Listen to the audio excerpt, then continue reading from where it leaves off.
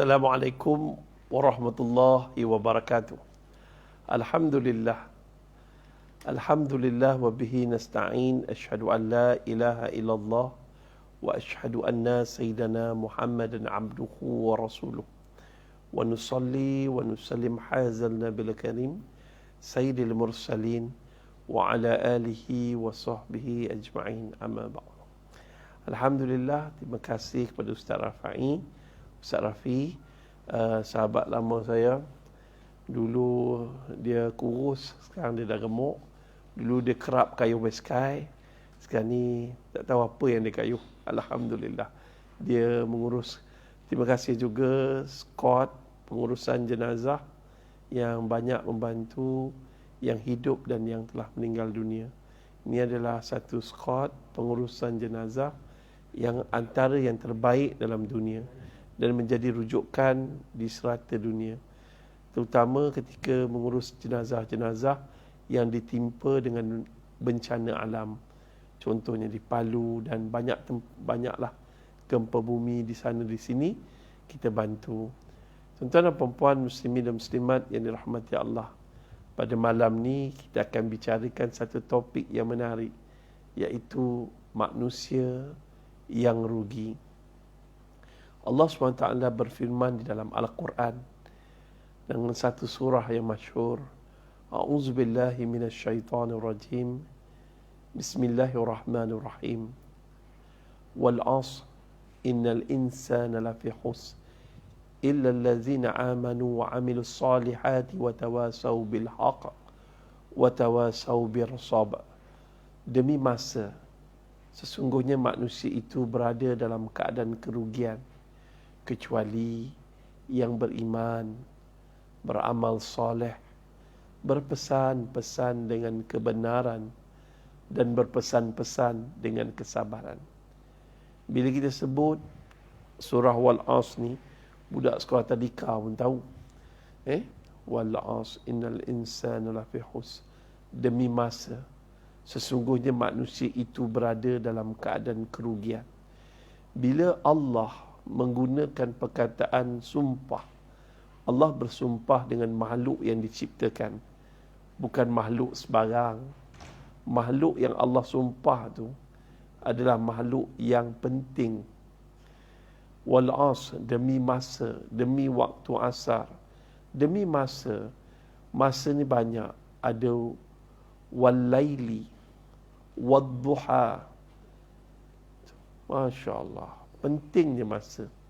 Beberapa kali Allah SWT menggunakan masa makhluk yang Allah cipta. Masa pula, tuan-tuan dan perempuan, terbahagi kepada 4. Masa yang lalu, masa sekarang, akan datang, dan masa yang kekal abadi, iaitu di dalam syurga Allah SWT. Tuan-tuan, ini 4 jenis masa. Tapi dalam hadis Nabi Muhammad SAW, masa dibahagikan kepada 5. Pertama, gunalah masa lapang sebelum sempit. Masa muda sebelum tua.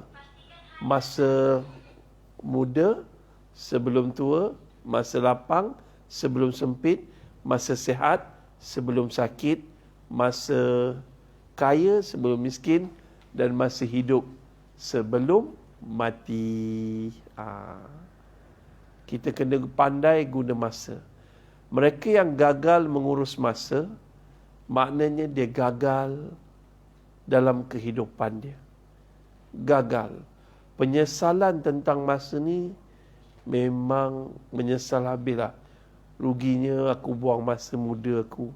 Masa muda aku jauh daripada Allah Ta'ala. Mereka layak berasa rugi kalau mereka mensisiakan masa. Tapi tuan-tuan dan puan-puan, muslimin dan muslimat yang dirahmati Allah, sidang alam maya ni, sidang hadirin di alam maya, bila kita bicara tentang ni, ramai orang main-main dengan masa. Saya disahkan kanser pada 31 Januari 2017. Dan kemudiannya perut ni dibedah dan dikeluarkan ketumbuhan kanser tu besar ketayap saya. Besar ketayap ni. Dan berat dia 1 kilogram. Maka usus saya yang telah dijangkiti kanser itu terpaksa dibuang, dipotong lebih kurang 1.4 meter. Antara yang terpanjang. Dan kemudiannya saya koma selama 4 hari. Dan doktor beritahu pada hari ke-10, andai saya tak lalu rawatan kemoterapi, maka jangka hayat saya hanya dijangka lebih kurang 1 tahun saja. Doktor pun telah beritahu tarikh jangkaan mereka adalah 20 hari bulan 1 2018. Tetapi tuan-tuan, saya bila diberitahu macam tu, saya bersyukur kepada Allah Ta'ala dengan mengatakan Alhamdulillah. Dalam juta-juta orang dalam dunia ni, Allah Ta'ala pilih saya untuk menerima hadiah sebesar ini, iaitu kanser. Kadang-kadang hadiah daripada Allah tidak dibungkus dengan bungkusan yang cantik. Ada kala Allah bungkus hadiah itu dengan sesuatu, dengan bungkusan yang dipanggil musibah. Terpulang bagaimana kita ingin membuka bungkusan tersebut. Dan bila kita buka bungkusan tersebut dengan mata hati, insya-Allah kita akan jumpa hikmah. Hikmah ni rahsia cinta Allah pada kita. Hanya kita dengan Allah je tahu manisnya dan lazatnya. Dan Alhamdulillah tuan-tuan dan puan-puan, Allah SWT berfirman dalam Al-Quran, Ibrahim ayat 9, La in syakartum la azindannakum. Siapa syukur, Allah tambah nikmat. Allah tidak pernah berbohong. Yang berbohong kita. Bila kita bersyukur, Allah tambah nikmat. Nikmat apa saya dapat? Iaitu nikmat ketenangan. Tenang. Kalau saya boleh lalui nikmat ujian kanser, insya-Allah saya boleh lalui ujian COVID. COVID ni tuan-tuan boleh menyebabkan kita berada dalam keadaan resah, gelisah. Tetapi tuan-tuan syukurlah, alhamdulillah tuan-tuan masih hidup lagi. Walaupun tuan-tuan susah di atas muka bumi ni, miskin di atas muka bumi ni, lapar di atas muka bumi ni, hanyalah sementara. Tapi kalau lapar di alam barzah, susah di alam barzah, seksa di alam barzah, seksanya selamanya. Janganlah bersedih kalau kita miskin, tapi bersedihlah kalau kita mengambil hak orang lain. Miskin bukan bererti hina, kaya bukan bererti mulia. Jom pujuk hati kita untuk kita jadi orang-orang yang benar-benar beriman kepada Allah. Tapi malam ni tajuk dia manusia yang rugi. Manusia yang rugi demi masa. Manusia terbahagi kepada 2. Manusia yang pertama kita gelar sebagai khalifah. Wa ma khalaqtul jinna wal insa illa liya'budun. Tidak aku jadikan jin dan manusia melainkan untuk beribadah. Fungsi manusia yang kedua sebagai hamba. Pertama sebagai khalifah, kedua sebagai hamba. Khalifah apa dia? Khalifah ni kita pemimpin pada diri kita. Ya ayyuhallazina amanu qu anfusakum wa ahlikum nara. Wahai orang beriman, jaga diri kamu dan ahli keluarga kamu daripada api neraka. Itu khalifah. Yang kedua, kita sebagai hamba. Sebagai hamba kita tak boleh komplain pada Allah. Ya Allah, Ya Rahman, kenapalah COVID ni? Bila nak habis COVID ni? Kenapa kau pilih aku kena kanser? Kenapalah kau tak bagi rezeki kat aku? Macam mana kau bagi rezeki kat orang-orang kaya ni? Ya Allah, kenapa ya Allah? Kita komplain, keep komplain. Hamba tak boleh macam tu. Hamba zaman Firaun lebih kurang 30,000 menarik bongkar-bongkar batu besar untuk dijadikan piramid. Bila piramid siap, hanya tinggal beberapa orang saja hidup. Hamba kena tak melakukan kerja, dipukul, dipalu.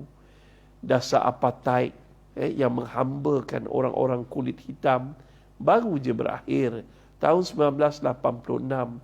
Tapi masih wujud lagi sampai 1989. Benda ni berlaku, tuan-tuan. Sistem penghambaan dalam dunia. Tapi tuan-tuan, kita hamba kepada Allah Ta'ala. Kena tunduk dan patuh pada perintah Allah. Let's go. Manusia, kita dah terang. Masa kita dah terang, manusia dah terang. Demi masa sesungguhnya manusia itu rugi. Rugi terbahagi kepada 5. Manusia yang rugi pertama adalah manusia yang kafir. Kafir bahasa Arab tukar kepada bahasa Melayu maknanya ingkar. Ingkar. Kafir terbahagi kepada 2. Pertama, mereka yang tidak memeluk Islam. Itu kafir.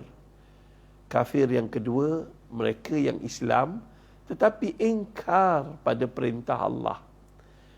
Makhluk yang mulia, antara yang termulia, iaitu Azazil. Dan dia adalah makhluk pertama yang kafir kepada Allah. Sebelum ni dia mulia, tetapi dia kafir. Maka dilaknatnya menjadi iblis laknatullah. Ingat, iblis hanya ingkar pada satu je perintah Allah. Sebelum ni iblis tak pernah ingkar. Tetapi hanya dengan ingkar pada satu perintah Allah, iaitu sujud kepada Adam atau tunduk patuh pada Adam bagi penghormatan pada Nabi Adam, maka dia ingkar kat situ je, satu. Maka dia dilaknat. Tuan-tuan, sekarang tepuk dada. Tanya iman kita. Siapa yang lebih iblis daripada iblis? Siapa yang lebih syaitan daripada iblis? Siapa yang lebih kafir daripada iblis? Kita atau iblis? Iblis dilaknat kerana melanggar satu je perintah Allah. Ingkar satu je perintah Allah. Agak-agaknya kita berapa banyak perintah Allah yang kita telah ingkar, yang telah kita kafir. Tuan-tuan dan perempuan, muslimin dan muslimat yang dirahmati Allah. Ada yang bertanya kepada saya, Ustaz, habis orang kafir tak masuk syurga ke? Walaupun dia baik. Ya. Orang kafir, selagi dia tidak melafazkan syahadah, dia akan tetap ke neraka. Walau sebaik mana sekalipun. Oh, Allah ni tak adil, Ustaz. Ada orang kafir yang lebih baik daripada orang Islam. Dia tak pernah rasuah, tak pernah cakap kasar dengan isteri, tak pernah curang pada isteri. Dia soft spoken, Ustaz. Tapi cuma dia tak Islam. Dia suka tolong orang, bantu orang, bagi kucing makan, bagi anjing makan. Suka, dia baik, Ustaz. Kenapa Allah ni tak adil? Patutnya dia dimasukkan ke dalam syurga. Tak. Allah Maha Adil. Bagi orang kafir yang baik, Allah akan balas segala kebaikannya di atas muka bumi ini. Allah akan balas segala kebaikan orang-orang kafir. Kebaikannya dibalas di atas muka bumi ini. Kalau dia tak rasuah, mungkin Allah naikkan darjat dia, diberikan pangkat, diberi kebahagiaan, ketenangan di atas muka bumi ini. Itu dia keadilan Allah. Tetapi dia tidak akan mencium syurga Allah. Setengah pendapat ulama kata, orang kafir yang baik akan diringankan azabnya di alam neraka nanti. Dia tidak seperti orang kafir yang jahat. Tetapi neraka tetap neraka. Satu, manusia yang rugi yang pertama adalah manusia yang kafir. Jom pujuk hati kita. Setiap hari, baiki keimanan kita. Banyakkan zikir la ilaha illallah. La ilaha illallah. Kaedah. Tiada Tuhan selain Allah. Tiada Tuhan selain Allah. Nak pasakkan zikir la ilaha illallah, ulama Melayu, dia mengajar kita la ilaha illallah. Tiada Tuhan selain Allah. Saya cerita sikit. Ini kalimah simple je. La ilaha illallah. Simple sangat kalimah ni. Simple. Dan kalimah ini dalam hadis yang diriwayatkan oleh Imam Ahmad, man kana akhirul kalamihi la ilaha illallah dakhalal jannah. Siapa yang sebut perkataan la ilaha illallah masuk syurga. Di akhir kalam dia sebut la ilaha illallah, masuk syurga. Skot pengurusan jenazah. Kami menguruskan banyak jenazah, tuan-tuan. Daripada orang rendah sampailah orang yang ternama. Berbagai bentuk jenazah mayat yang kami temui. Berbagai bentuk kemuliaan jenazah yang Allah tunjukkan kepada kami. Dan berapa banyak aib jenazah yang kami tutupi. Ini berdasarkan amalan ketika mereka hidup. Kalau tuan-tuan dan perempuan muslimin dan muslimat, kalaulah hidup kita jarang zikir la ilaha illallah, adakah di akhir kalam kita, ketika berhadapan dengan sakaratul maut, kita mampu sebut la ilaha illallah? Mustahil, tuan-tuan. Ni lori. Ni lori kehidupan kita. Kita bawa lori ni, kita bawa tanah. Dekat selekoh, lori terbalik, tumpah apa? Tumpah dia lori tu tanah. Ini lori kita bawa emas. Dekat selekoh, lori terbalik, tumpahnya emas. Okey? Mustahil bila lori bawa emas tumpah tanah. Tak. Mustahil lori bawa tanah tumpah emas. Dia akan tumpah apa yang kita bawa. Ini lori kehidupan kita. Lori kehidupan kita ni, dia bawa maksiat, bawa dosa. Dekat selekoh sakaratul maut, akan tumpah daripada mulut kita maksiat yang kita lakukan. Ini lori kehidupan kita. 70 tahun, bawa zikirullah, bawa amal ibadah, bawa hati yang ikhlas, lidah yang basah, la ilaha illallah. Di selekoh sakaratul maut, lori terbalik, mudah dia keluar daripada mulut kita, la ilaha illallah. Kalimah tauhid ni jangan main-main, tuan-tuan. Satu-satunya kalam Arab yang bibir atas dan bibir bawah tidak tertutup. Saya nak share satu cerita. Masa saya ceramah Maulidur Rasul ketika di negeri Johor, ketika saya ceramah, tiba-tiba ada seorang jemaah tombang.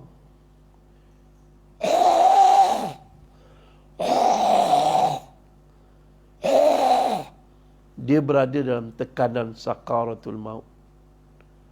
Lepas solat isyak, dalam majlis ilmu, ketika saya ceramah Maulidur Rasul ni, ketika tu saya cerita tentang al-hijamah, sunnah Nabi yang ditinggal dan dilupakan.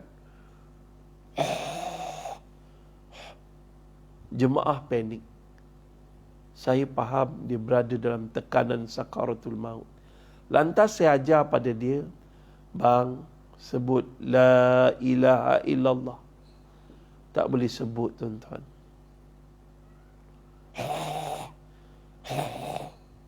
Sakit sakaratul maut ni lebih sakit daripada segala penyakit yang ada atas muka bumi ni.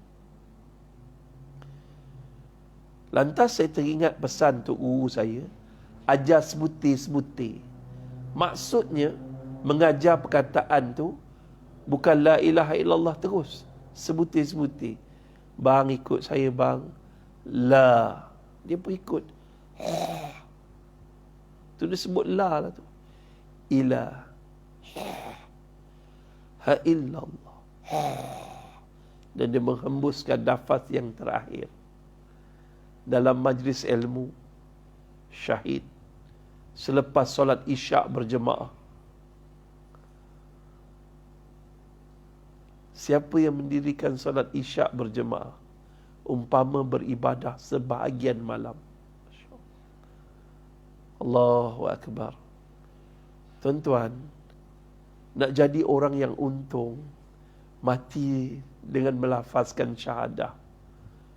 Mati dalam majlis ilmu. Dia kena biasa duduk dalam majlis ilmu. Sebab tu jangan tukar channel lain. Terus kekal bersama SPJ, Pondok Maya SPJ ni. Okey. Tuan-tuan dan puan-puan, muslimin dan muslimat, tu rugi yang pertama adalah rugi orang kafir. Kita mungkin hidup sebagai seorang Islam, tapi takut kita mati sebagai seorang kafir. Gagal berlafazkan kalimah terakhir, la ilaha illallah. Jom. Yang pertama, rugi orang kafir. Rugi yang kedua adalah rugi orang-orang manusia yang kita panggil tidak ikhlas. Tidak ikhlas. Dia nampak macam orang baik. Memang nampak macam ulama. Tapi dia tercium bau dunia. Segala yang dilakukan untuk kepentingan dunia dan juga nama.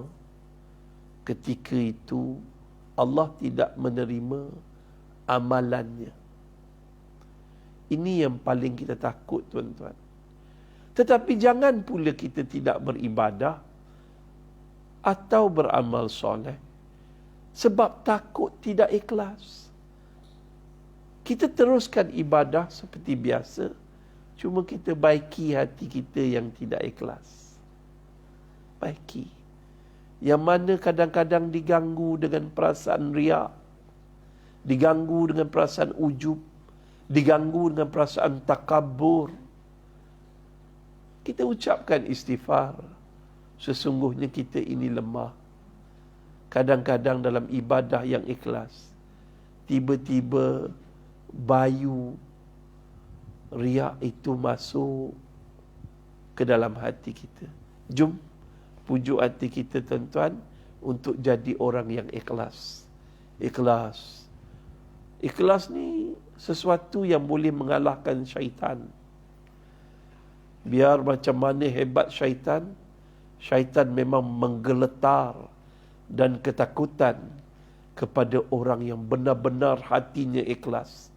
Biarpun sedikit amalannya, tapi amalan tu dia benar-benar ikhlas pada Allah. Jangan jadi orang yang rugi, beramal setinggi langit, tetapi bukan kerana Allah dan untuk Allah. Dia beramal, dia berbuat baik kerana manusia, maka dia tidak akan mendapat pahala dan redha Allah, menyebabkan dia tidak akan ke syurga Allah. Wallahu a'lam. Yang ketiga, tuan-tuan dan puan-puan, muslimin dan muslimat, manusia yang rugi adalah manusia yang kita panggil tidak menepati cara Nabi. Dia solat tapi tak ikut cara Nabi.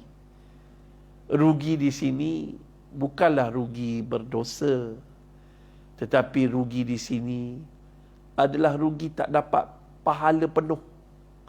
tidak dapat markah penuh. Contohnya solat. Dia solat, tapi tak solat cara Nabi. Saya tak naklah cerita bab fiqh, takut kita bertelagah. Tapi kita cerita bab sifat solat Nabi. Sifat solat Nabi ada 3. Yang pertama, Nabi solat awal waktu. Yang kedua, Nabi solat berjemaah. Tuan-tuan, rugilah sepanjang PKP kita solat seorang diri. Bila masjid tutup, ramai orang marah.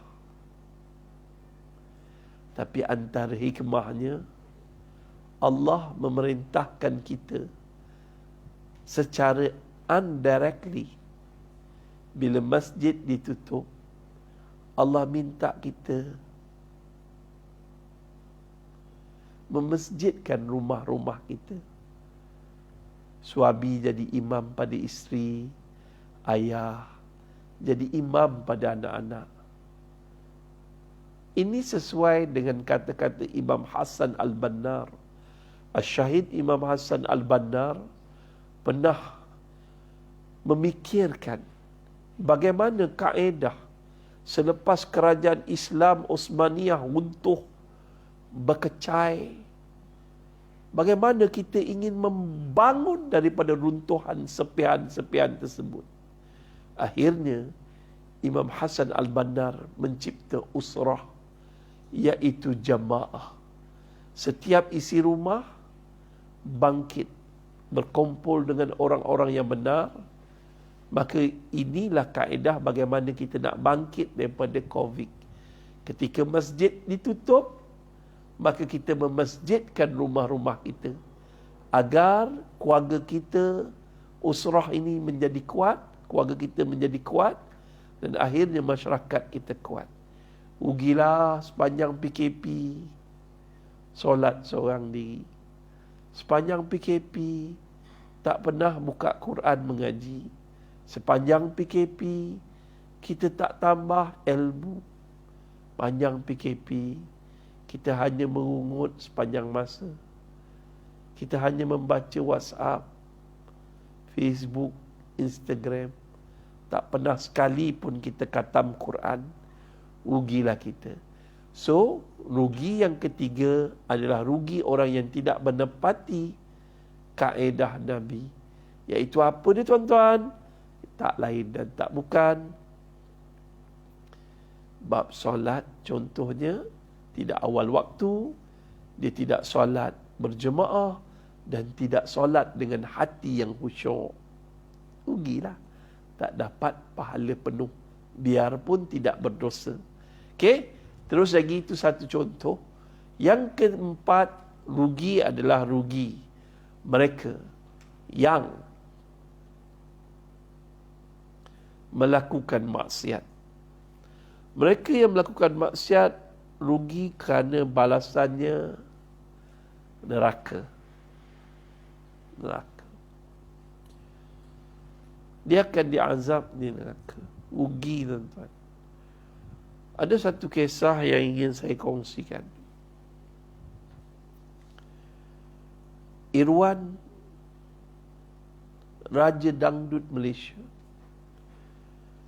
Dia memang terkenal dengan kenyaringan, kemerduan irama dangdut yang didendangkannya. Satu hari dia berforum dengan saya di Muar, dan dia bercerita pada kami bagaimana sahabat dia dalam kelab malam ketika dia menyanyi mati kerana mabuk. Mati ketika minum arak. Sedangkan dia Islam, tapi bertemu dengan Allah, dicabut nyawanya daripada tubuhnya dalam keadaan minum arak dan mati. Pada mereka yang melakukan maksiat di luar sana, anda mungkin nampak seronok, best, happy, fun, enjoy. Tapi sebenarnya anda berada dalam keadaan kerugian. Kerana masa yang anda ada, anda sia-siakan, tidak isi dengan ibadah.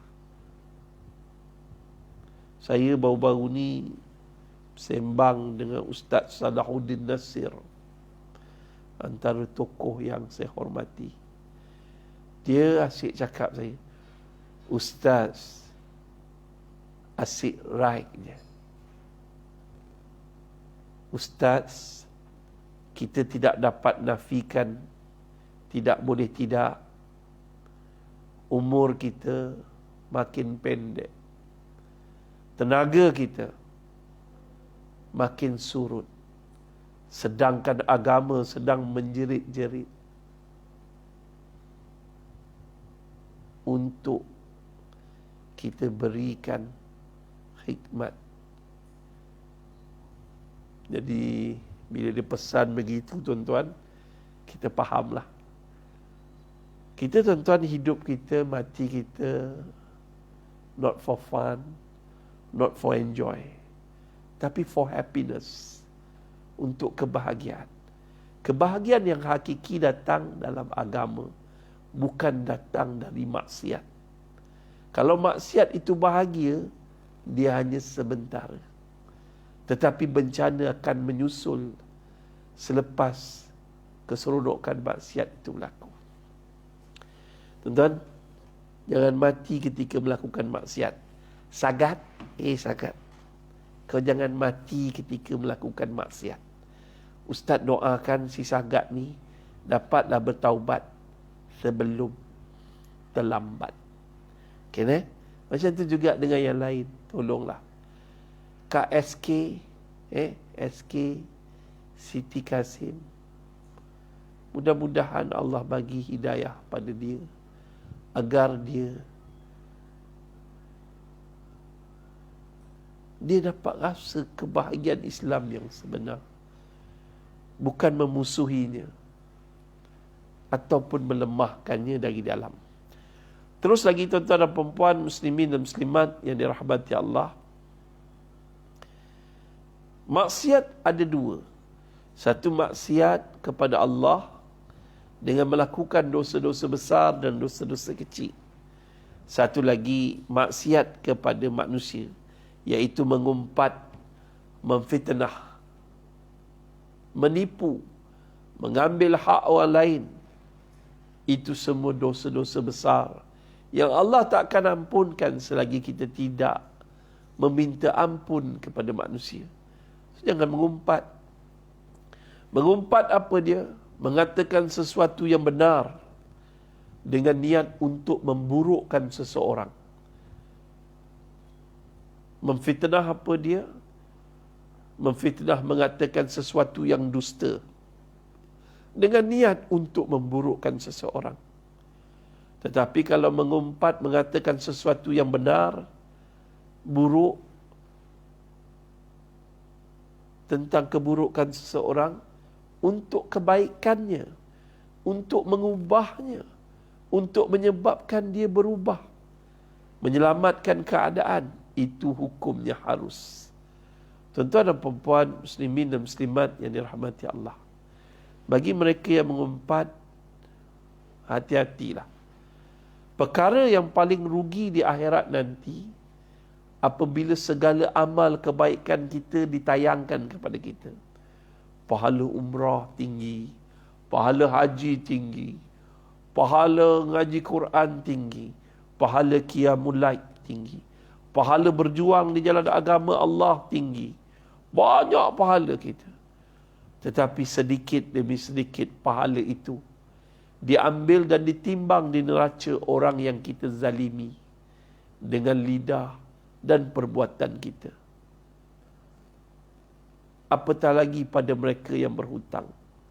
Akhirnya kita boleh jadi orang yang muflis ketika dihisap.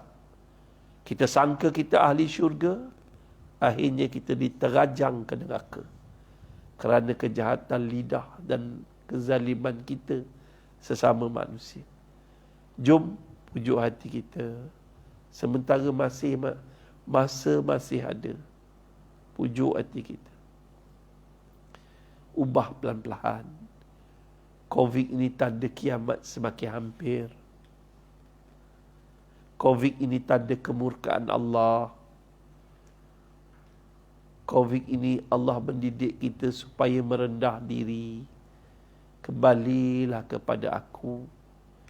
Kerana aku yang menurunkan Covid dan hanya aku yang mampu Tuan-tuan dan puan-puan, muslimin dan muslimat yang dirahmati Allah. Seterusnya, kita pujuk hati kita kembali mengaji Al-Quran, tadabbur dan tadarus Al-Quran, baca terjemahan Al-Quran, baru kita faham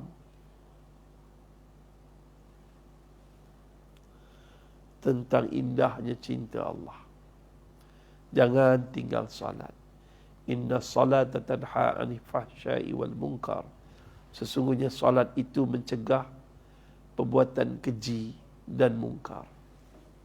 InsyaAllah, walaupun anda seorang ahli maksiat, tapi jangan tinggal salat. Kerana salat akan menyelamat. Sedikit demi sedikit maksiat yang kita lakukan itu akan hilang manisnya.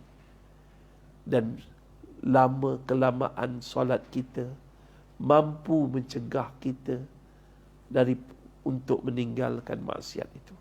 Dan rugi yang paling rugi di atas muka bumi ini adalah rugi mereka yang miskin atas muka bumi ini, tapi tak nak solat. Miskin, ya Allah, tapi malas solat. Ramai sekarang. Miskin, motor start 7 kali, kejerak, tak boleh start. Tapi masjid tak nak pergi, solat tak nak, keras je. Kalau hidup ni sekadar makan, di hutan pun makan. Hidup atas muka bumi Allah jadikan kita untuk ibadah. Ibadah. Dalam miskin, tapi tak nak solat. Banyak kisah nak saya share. Cuma malam ni saya tak berapa nak segar sangat. Satu kisah. Ketika saya jumpa gelandangan-gelandangan, bagi gelandangan makan. Saya dah buat lama, tuan-tuan. 18 tahun yang lalu, kita berdakwah pada golongan gelandangan. Tanya, dah solat belum? Buat apa solat? Hidup saya susah. Saya miskin, saya berempat. Saya buat bisnes kena tipu, akhirnya duduk tepi jalan macam ni. Buat apa solat? Allah tu tak adil. Tu. Dia ada persoalan-persoalan yang tidak terjawab. Jadi kita bagi jawapan. Solatlah. Paling tidak dengan solat, jiwa kita akan jadi tenang. Ketenangan itu kekayaan yang tak ada siapa mampu berikan. Solatlah. Banyaklah kita pujuk. Banyak. Ustaz, saya akan solat bila saya kaya nanti. Dia gelap macam tu. Manusia, kan? So, saya tersolatlah. Mana tahu kau jaga solat, Allah kayakan kau. Macam-macam lah. Kaedah memujuk manusia. So, rugi yang paling rugi. Miskin, tapi tak nak solat. Dia dalam miskin, lumpuh, stroke, seret, mulut jendik. Basuh berak pun tak boleh. Tapi tak nak solat. Terlantar kat hospital 6-7 bulan. Tapi tak nak solat. Solatlah. Bukannya susah sangat. Tak tahu, tanya. Macam mana ustaz, saya nak solat, saya lumpuh, simen sana, simen sini. Boleh tayamum? Boleh. Benda-benda macam ni kena belajarlah. Ambil masa sikit. Jangan malu bertanya lah. Orang dalam hutan, orang dalam kubur tu menjerit-jerit nak hidup balik. Bila kita mati, kita menjerit-jerit nak hidup balik. Nak amal ibadah, nak solat, nak sedekah. Tapi Allah takkan hidupkan kita balik. Tak. Tuan-tuan dan perempuan, orang yang miskin, lepas tu dia tak solat. Orang yang sakit, lepas tu dia tak solat. Orang yang cacat, lepas tu tak solat. Bila dia mati, dia kena azab. Di alam barzah. Dia susah di mahsyar. Dan kemudian dia dicampak ke dalam neraka. Kesusahan dia, kemiskinan dia, kependeritaannya berganda-ganda. Di dunia susah. Alam barzah kena seksa. Neraka selamanya. Jenuh, tuan-tuan. Lainlah kalau dia kaya. Dia ada 2.6 billion dalam akaun dia ke. Dia banyak duit ke. Daripada bibik dia ratu cantik Malaysia. Jenuh kau. Rumah swimming pool. Ada jet pejuang sendiri ke apa ke. Itu terpulang lah. Dia tak solat, paling tidak dia rasa nikmat dunia. Dia dah rasa nikmat dunia.